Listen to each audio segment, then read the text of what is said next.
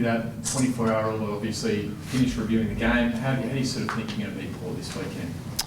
Obviously, after the weekend, one of our big focuses was our ground balls and our tackles, which we didn't win. So that's probably going to be our focus going into this week. So we'll just focus on what we can control and try and win those two areas. How do you train for that?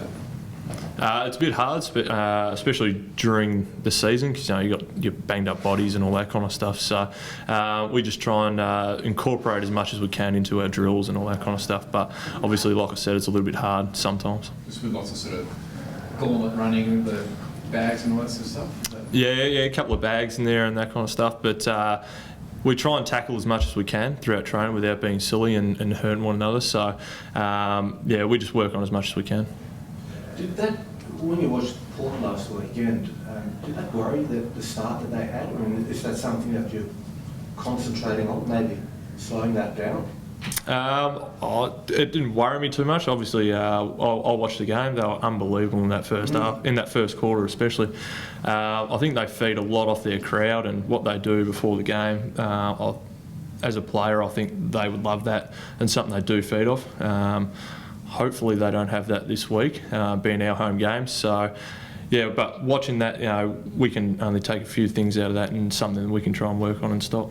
But do you as a rule, do you like shootouts, as in high-scoring, high-paced games, or do you like to try to control the pace of the game a bit more? I think I like watching him. Personally, I like watching a shootout. Being in one, it's a lot more tiring, and I don't think Walsh would be a big fan of it. So I don't think we'd like a shootout, no. Okay. How important to respond, obviously, goes without saying, but how important to produce a big effort this week? Yeah, it's a massive game. Obviously, being a showdown as well, it's probably a little bit more pressure. How we played probably wasn't the loss so much last week, it was probably how we played. So just to bounce back from that is probably the biggest thing for us. And is it important? I mean, it's probably a good time for the showdowns to come around, something to really help sharpen the mind and the focus for this weekend. Yeah, you're spot on. I think being the last game last week, there was a lot of footy, and I think coming off the 8-day break as well, it's good just to have a backup and such a big game that we can really focus in on. If you had to pick one thing from last weekend that you need to sharpen up and that you talked about, what would that be? Just like I said before, ground balls and our tackles. That's probably one of our biggest focuses for the year. So to lose that in such a big way was a big shock to us, and something that we need to rectify. Carl Hardigan this morning at training, I think went over on an ankle. Do you know how he is? No idea, actually. I didn't see it happen. So hopefully he's all right, and hopefully he can get up. Obviously, he's an important part of your defence. The Dogs probably exploited you a bit, like in the tool sense last weekend. Yeah, they kicked a few goals on us. Stringer, I think, kicked 6, but it's not just up to the tall defenders; it's up to everyone to help out. From the midfielders to the forwards, getting up the ground and making them bomb the ball in long rather than just being able to hit them on a little lead up. So we probably got beaten in a few too many one-on-ones, but like I said, that comes down to everyone, not just the individual.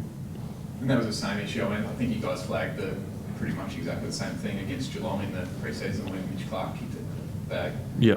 So it's just about creating pressure up the field to make sure that entry is no good. Yeah, exactly. So if we don't have any pressure and there's one-on-ones, they're pretty hard to win just a one-on-one if there's that much space. So it's up to the mids and the forwards to create a lot of pressure. Massive night last night for the club with the Hall of Fame thing. Bruce seemed, when he got inducted, he seemed a little bit upset that there weren't very many players, or if any players, sort of in the room along. I know it's hard because it's midweek and all of that, and it was pretty late, but is it the sort of thing that a player would have liked to have gone and witnessed? Yeah, I can't speak for everyone else. Like you said, we do have a short turnaround this week, so an early start this morning probably didn't help, but our leadership group there was there, so they were representing the playing group. Now, you had a terrific start to the year, but last week, does that sort of knock you around a bit, or do you still feel quite confident in the way you're going about things? No, I've still got a lot of confidence in the group and where we're heading and all that kind of stuff. I think to go through a whole season and not have a game like that would be pretty extraordinary. So we were just probably unlucky that come when it did. So, but yeah, I've still got a lot of confidence in the group and where we're going.